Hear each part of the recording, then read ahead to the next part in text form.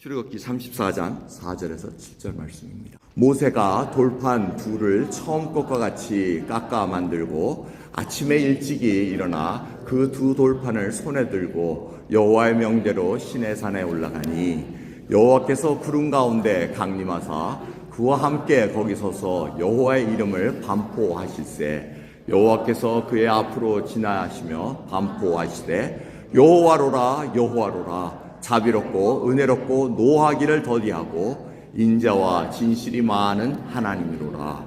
인자를 천대까지 베풀며 악과 과실과 죄를 용서하나 형벌 받을 자는 결단코 면제하지 않고 아비의 악을 자녀손 3, 4대까지 보응하리라. 아멘. 이 말씀은 모세가 돌판을 다시 깎아가지고 하나님께 나가는 그 장면입니다.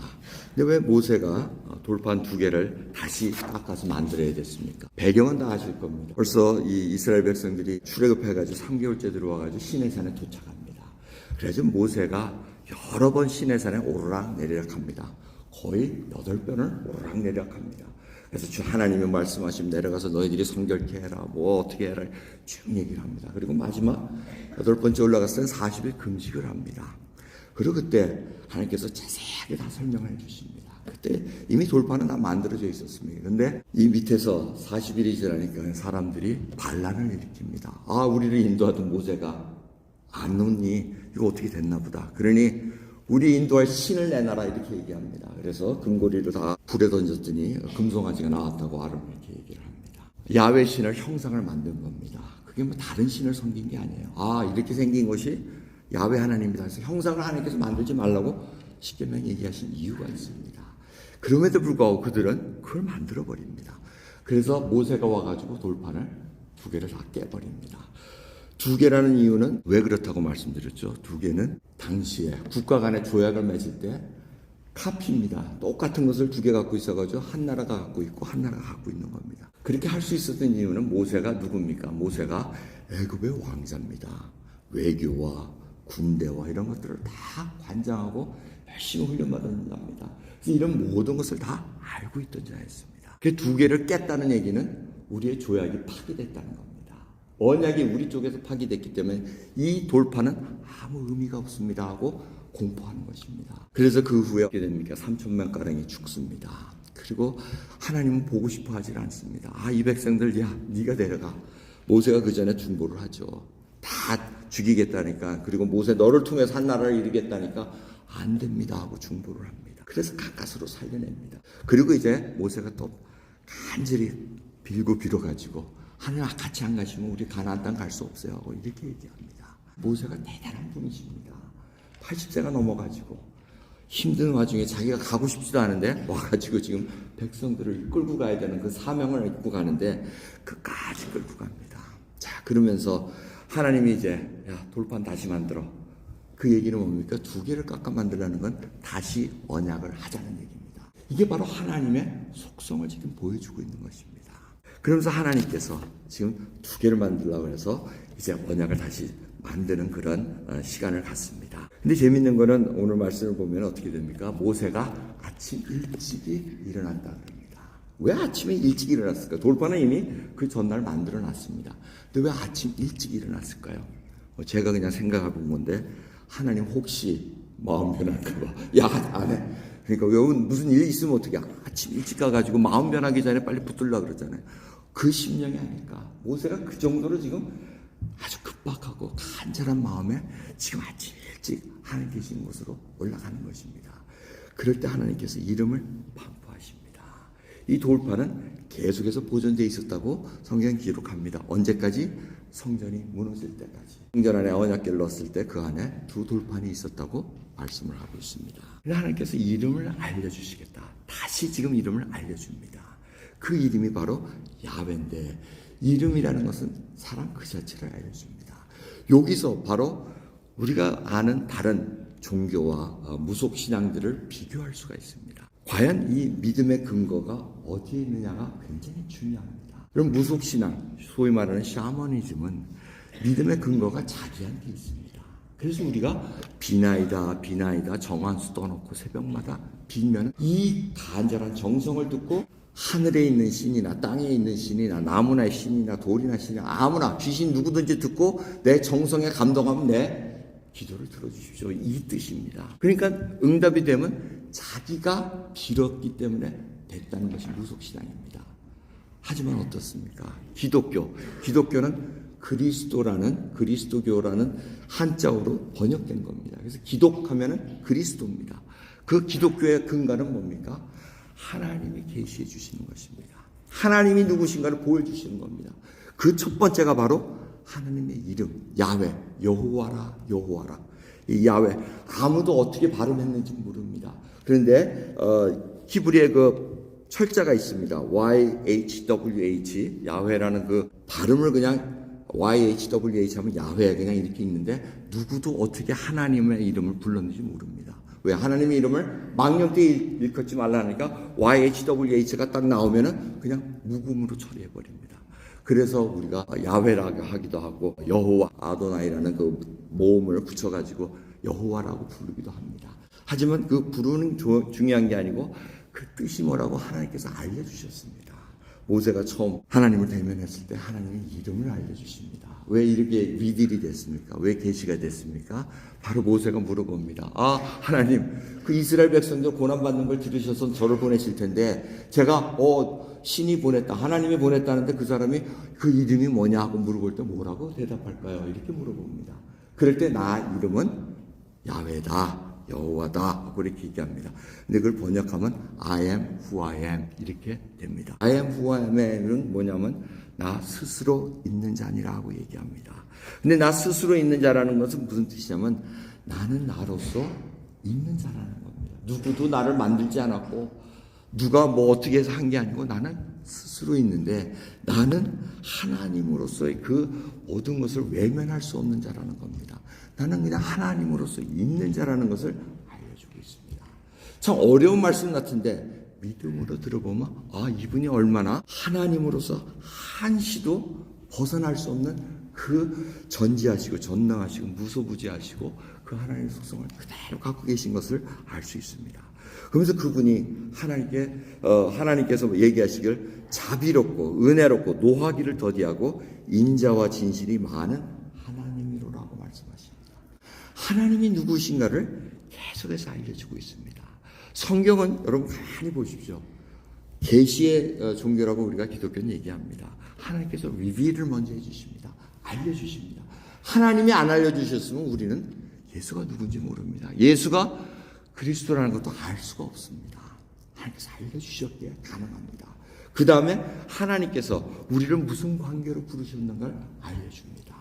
성경은 하나님께서 우리는 죄인인데 예수 그리스도의 탄생과 십자가의 죽으심으로 말미암아 화목제물이 되셔서 우리의 하나님을 아버지라 부를 수 있는 그 관계로 이끌어 가셨다고 말씀하십니다. 그래서 놓치지 말아야 될 것은 우리 하나님과의 관계, 칭의, justification, 하나님께서 칭했다. 법적인 용어로는 의롭다고 칭하셨지만 중요한 거는 아버지라고 부를 수 있는 혈육 관계로 만들어 주셨다는 겁니다. 그래서 우리가 아버지 부를 때 굉장히 포근함을 느낍니다. 안 그렇습니까? 아버지 하면 하나님의 아버지가 우리의 혈육 관계로 이미 법적인 관계는 다 해결이 된 겁니다. 우리가 뭐 죄 때문에 하나님께 못 나가겠습니다. 뭐 죄를 진 게 많아서 뭐 이게 말이 안 되는 얘기입니다. 그리고 내가 잘 살지 못해서 하나님 참 뵙기가 송구스러워서 예배를 드릴 수 없습니다. 이것도 다 말이 안 되는 얘기입니다. 여러분 자식 중에서 공부 못하는 자식도 있고 공부 잘하는 자식도 있고 말지 않는 자식도 있고 말 안 듣는 속색이는 자식도 있습니다. 그런데 그들이 다 자식입니다. 그렇지 않습니까? 그러니까 그 자식은 부모 앞에서 항상 포근함을 갖고 기쁨을 갖고 살아가는 것입니다. 그래서 집안 똑똑이라도 하나님께서 받아주시는 겁니다. 세상에서 그렇게 힘들게 살고 어렵게 살고 무너질지라도 하나님은 아버지이기 때문에 우리를 받아주시고 인도해 주신다는 것을 잊지 마셔야 됩니다. 그러면서 마지막으로 성경은 하나님께서 구원받은 백성을 어떻게 계획하시는 바가 무엇인가를 알려주고 계십니다. 어떻게 살아가야 되는가? 어떤 방향으로 살아가야 되는가? 여러분 지금 그 방향을 아시고 살아가고 계십니까? 아니면 아직도 무속적인 신앙으로 내가 기도했더니 하나님께서 내 기도 들어주셨다는 그런 무속적인 신앙의 관으로 간다면 아직도 하나님이 누구신 것을 모르고 지금 예수를 구세주로 고백하고 살아가는 길은 아닌가 스스로 물어보셔야 됩니다. 성경 전체는 하나님이 어떤 분이시고 어떻게 행하셨는가를 보여주는 것이지, 그리고 이스라엘 백성도 구원받은 백성들을 보면 하나같이 실패합니다. 솔로몬이 그렇게 성전을 지었지만 결국은 또 실패한 자로 나타납니다. 이스라엘 백성들도 성전을 짓고 400년이 지나면서 그렇게 하나님께서 오래 참으시고 자비롭게 돌아오라 하는데도 끝까지 돌아오지 않고 하나님께서 다시 그 성전을 무너지면서 나옵니다. 그래서 하나님의 속성을, 하나님이 누구신가를 계속해서 성경은 보여주십니다. 시편 103편 8절을 보시면 여호와는 자비로우시며 은혜로우시며 노하기를 더디하시며 인자하심이 풍부하시다고 말씀하십니다. 성경 곳곳에 이 말씀을 계속해서 나타내고 있습니다. 그 이유가 뭡니까? 하나님이 이런 분이시라는 겁니다. 여러분이 와닿지가 않나 봐요. 아멘 해야 돼. 이게 맞는데 인자도 하나님으로부터 내가 사랑받은 적 없습니다. 하나님으로부터 내가 은혜 받은 적 없습니다. 이러니까 저기 나하고는 전혀 상관없는데 나 여태까지 정한수 떼어놓고 계속 기도하고 있는데 들어주며, 이게 문제라는 겁니다. 하나님은 끊임없이 은혜를 베푸고 계십니다. 문제는 우리가 자꾸 나 중심으로 하나님을 조종하려고 그랬지, 하나님을 보고 하나님이 누구신가, 모세가 그거를 깨닫고 있습니다. 그렇게 출애굽기와 신명기, 레위기 이런 거 쭉 보시면 모세가 어쩌면 이렇게 하나님 앞에 순종할 수 있는 자가 되는가. 그러면서 어떻게 합니까? 마지막 순간에 가나안 땅을 데려가지를 못합니다. 자기가 혈기를 부려가지고 또 실패자로 나타납니다. 그러면서 하나님께서 모세 너는 못 들어가 딱 얘기합니다. 또 실패자로 나타납니다. 그럼에도 불구하고 하나님이 이를 계속해서 끌고 가십니다. 하나님 중심으로 간다는 것을 알고 계셔야지, 나 중심으로 인생이 가고 구원받은 백성이 살아갈 수 있다고 하면 큰 착각이라는 것입니다. 요엘서 2장 13절을 보시면 너희는 옷을 찢지 말고 마음을 찢고 너희 하나님 여호와께로 돌아올지라. 그는 은혜로우시며 자비로우시며 노하기를 더디하시며 인애가 크시사 뜻을 돌이켜 재앙을 내리지 아니하시니라고 말씀하십니다. 여기에 또 그 말씀 나옵니다. 은혜로우시고 자비로우시고 노하기를 더디하시며 인애가 크시다는 겁니다. 여러분, 그러니까 여러분 혹시라도 내가 또 실패했네. 그럼 어떻게 해요? 하나님은 은혜로우시고 자비로우시고 노하기를 더디하시며 그 말씀에 붙잡고 하나님 앞에 널찍널찍 나가야 된다는 것. 그게 바로 요엘서 선지자를 통해서 하시는 말씀입니다. 너희는 옷을 찢지 말고 마음을 찢으라고 얘기합니다. 참된 회개는 하나님 앞에 통회하고 애통하는 심령으로 나오는 것이지, 겉으로 그냥 아이고 하면서 그냥 거짓 울음과 거짓 눈물로 하나님께 나와서는 하나님이 절대 속지 않습니다. 하지만 진정 통회하는 마음으로 하나님은 은혜로우시고 자비로우시고 노하기를 더디하시고 인자가 많으신 하나님이라는 그 고백을 할 때마다 하나님은 받아주시겠다고 얘기합니다. 이 요엘 선지자의 당시의 유대 상황은 굉장히 좋지가 않습니다. 하나님을 섬기면서도 우상을 섬기는 이중적인 종교 생활을 하고 있었습니다. 하나님이 최우선이 아니고 자기들의 삶이 최우선이었습니다. 그러한 삶에도 불구하고 하나님은 계속해서 선지자를 통해서 하나님의 사자들을 통해서 돌아와라 얘기합니다. 언제든지 돌아오면 나는 받아주겠다고 얘기하고 계십니다. 아멘입니다. 여러분, 돌아오기만 하나님은 받아주십니다. 왜? 하나님이 그러한 분이시기 때문에 그렇다는 것입니다. 여러분, 우리들은 참 하나님 앞에 이 신앙의 생활, 우리의 현실은 참 녹록지가 않습니다. 하나님 앞에 전적으로 순종하기보다는 아직도 우리는 하나님이 내가 원하는 걸 좀 들어주셨으면 하는 그 신앙이 클 때가 많습니다. 솔직히 그렇지 않습니까? 근데 하나님은 그것조차도 다 견디고 계십니다. 그래서 여러분들이 원하시는 일을 가게 허락하십니다. 때로는 그걸 또 열어주시고, 어떤 때는 막기도 하시고, 어떤 때는 크게 훈련도 시키십니다. 그 하나하나를 통해서 하나님께서 지금 내가 너의 인생을 주관하고 있는 하나님이라는 것을 알려주기 위함이라는 겁니다. 여러분, 하나님은 내 소망과 기대의 대상이 아니라는 걸 알고 계셔야 됩니다. 우리는 하나님 앞에 무릎 꿇고 전적인 순종만을 고백하기를 원하시는 그 길을 인도하시는 겁니다. 이스라엘 땅도 그것을 실패했기 때문에 계속해서 하나님께서 부르시는 것을 우리가 알 수가 있습니다. 하지만 인간은 타락한 이유로, 하나님의 불순종한 이유로 창조주를 무시하려고 합니다. 하나님은 없다. 자꾸 이렇게 얘기하려고 합니다. 저는 오늘 아침에 어떤 뉴스를 하나를 봤는데 테네시주의 멤피스 그 큰 도시 바로 옆에 조그만 소도시에 초등학교에 엘레멘터리 스쿨에 플라이어가 이렇게 날라왔다 합니다. 전교생에게 날라왔는데 Let's have fun 제목이 우리 재미있게 놀자. 이제 그게 표어예요. 근데 그 제자가 어디냐면 Satan's Temple입니다. 사탄 성전. 그래서 이게 도대체 무슨 말인가 했더니 사탄 템플에 가서 숭배하는 자들이 꽤 많다는 겁니다. 미국에.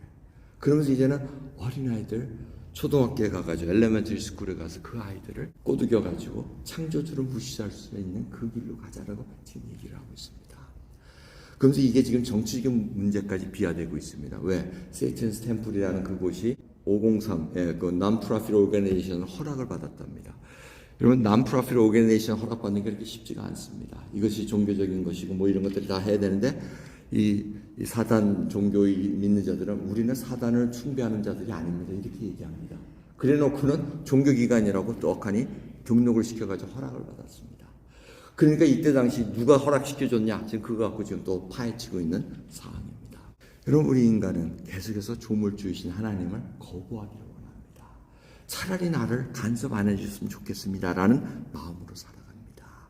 이것이 무서운 얘기입니다. 하지만 하나님은 그렇게 인내하시고 자비로우시고 오래 참으시고 노하기를 더디하시는 분이라는 것을 아신다면 우리가 무시할 수 없다는 것을 아셔야 된다는 것입니다.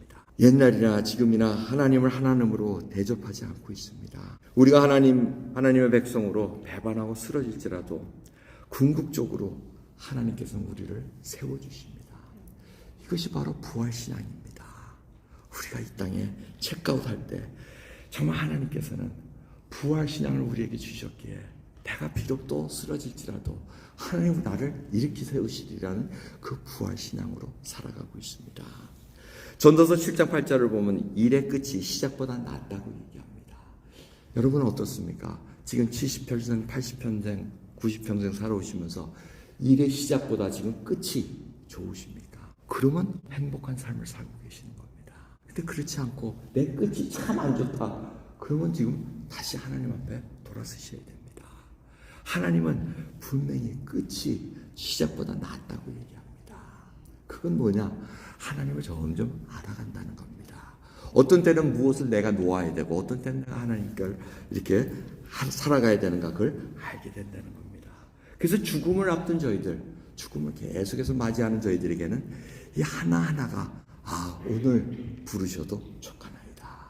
제가 그래서 오늘 예배 시작할 때 하나님을 찬양하라. 그 이름을 송축하라. 여러분, 내가 하나님을 찬양하다가 하나님께서 지금 부르셔도 나는 좋습니다. 만족함으로 하나님 부르심을 받을 때 우리는 정말 복된 인생을 살고 있다는 것입니다. 그럼 예수 그리스도께서 이 땅에 오셨을 때 이름을 갖고 오셨습니다. 보라, 처녀가 잉태하여 아들을 낳을 것이요 그 이름은 임마누엘이라 하리라 하셨으니 이를 번역한즉 하나님이 우리와 함께 계시다 이렇게 말씀하십니다. 임마누엘은 하나님의 백성이 같이 계시겠다는 겁니다. dwelling place, 하나님이 거하는 장소로 같이 계시겠다는 것입니다. 하나님이 지금 이것뿐만 아니라 여름의 집에도 같이 거하고 계시기를 원하십니다. 그 거하신다는 것은 결국 종교적인 생활로 끝을 내시겠다는 것이 아닙니다. 우리의 일상 하나하나를 끌고 가시겠다는 겁니다. 여러분이 밥을 먹고 여러분이 사람을 만나고 여러분을 사업하면서 여러분이 만나는 자들마다 하나님께서는 같이 가자고 얘기하십니다. 그게 오늘 잠언서 말씀을 보시면은 잠언서가 다 그겁니다. 야, 뇌물 받지 마라. 함부로 얘기하지 마라. 분을 급히 내지 마라. 뭐 이웃을 어떻게 하지 마라. 속은 그 얘기입니다. 예배를 어떻게 드리라 이 얘기 없습니다. 여러분 무슨 말씀인지 아시겠죠? 이 삶에서 하나님의 백성으로 어떻게 살아가는가 그걸 얘기하라는 겁니다. 그래서 하나님의 백성에 같이 살고 하나님의 백성과 같이 살면 초점을 예수 그리스도께만 맞추고 살아가는 얘기입니다. 여러분의 초점은 어디에 맞춰져 있습니까? 지금 집에 가면은 텔레비전 못 보던 연속곡 빨리 봐야지. 요거 스트리밍 다 해놨으니 빨리 가서 봐야지. 여기에 초점을 맞출 수가 없다는 겁니다. 예수 그리스도를 초점 맞추고 주님이 뭘 원하시는가. 여러분의 보면은 얼굴에 근심이 가득해. 왜 그러죠? 오늘 날씨가 안 좋아서 그런가? 얼굴에 근심이 가득해요. 바꿔야 되는데 주님의 멍에를 메고 가볍게 I'm so delight 하고 이렇게 했는데 인생이 I'm so delight. 근데 앞에는 두려움이 있습니다. 뭘 먹고 살아야 될지 모르고 당장 누가 죽을지도 모르고 어떻게 될지 모르는 그런 상황 속에서 웃음이 나옵니까? 안 나오죠. 그래서 하나님께 또 나가는 거죠. 주님 자비하시고 은혜로우시고 초점을 또 그리스도 앞에 맞추는 겁니다. 베드로가 바로 그 초점을 잘 맞췄다가 실패한 자의 예입니다. 풍랑 속에서 예수님이 걸어오십니다. 제자들이 놀랬다가 주시라 하니까 베드로가 주시어든 나를 명해서 물로 걸어오게 없어서 하니까 오라 이렇게 얘기하니까 걸어갑니다. 자, 베드로가 내려 물 위에 걸었습니다. 인류 최초로 사람이 물 위에 걸은 사람이 베드로입니다. 이거 얼마나 대단합니까? 그대로 예수님만 보고 쫙쫙 따라가면 되는데 이게 턱 하고 풍랑을 보게 됩니다. 몸이 들썩이시니까 놀래가지고 바람을 보고 무서워 빠져가는지라 소리질러 가라되 주여 나를 구원하소서 하니 예수께서 즉시 손을 내밀어 저를 붙잡으시며 가라사대 믿음이 적은 자여 왜 의심하였느냐고 얘기하십니다. 여러분 왜 초점을 잃는가 보시죠. 환경을 봅니다. 기도한 거하고 내가 이루어지는 원하는 거하고 방향이 틀려집니다. 그럴 때 두려워집니다. 그럴 때 빠져나갑니다. 근데 베드로는 어디다가 SOS를 청해야 되는지 알고 있었습니다. 그러니까 주여 나를 구원하소서. 또 초점을 다시 주님에 맞춥니다. 그러니까 주님이 어떻게 합니까? 즉시 손을 내밀어 바로 초점을 놓쳤다가도 주님이 딱 초점을 맞추면 또 주님께서 그래 왜 주님은 잡아 이루시고 노하기를 더디하시고 꾸짖기는 뭘 꾸짖습니까? 왜 의심했어? 네가 나를 부르니까 또 내가 끌고 가잖아. 여러분 혈육 관계가 바로 그겁니다. 자식이 힘들어가지고 막 했다가 다시 못된 일 하고 갔다가 아버지 엄마하고 오면 어떻게 합니까? 아이고 이놈아 이렇게 하지. 네 꼴 보기도 싫어하고 내를 칩니까? 그렇지가 않습니다. 혈육 관계는 그렇지 않다는 것입니다. 문제는 우리가 진짜 초점을 어디에 맞추고 있는가. 그리스도 안에 진정한 초점을 갖고 있으면 어떠한 풍랑이 와도 그 즉시 하나님께서 나를 붙들고 계시는 그 초점 속에서 빠지지 않고 주를 찬양하는 그 믿음의 길을 걸어갈 수 있을지라고 제가 믿습니다. 기도하겠습니다. 하나님 감사합니다. 오늘도 귀한 믿음 가운데 저희들을 붙들어 주시고 그리스도에 향한 그 초점 하나님이 누구신 것을 보기를 원하나이다. 창조주이십니다. 우리의 공급자이십니다. 우리의 생명이십니다. 그 하나하나를 고백하며 주님께 초점을 맞출 수 있는 믿음의 여정을 허락해 주옵소서. 감사드리며 예수 그리스도의 이름으로 기도드리옵나이다. 아멘.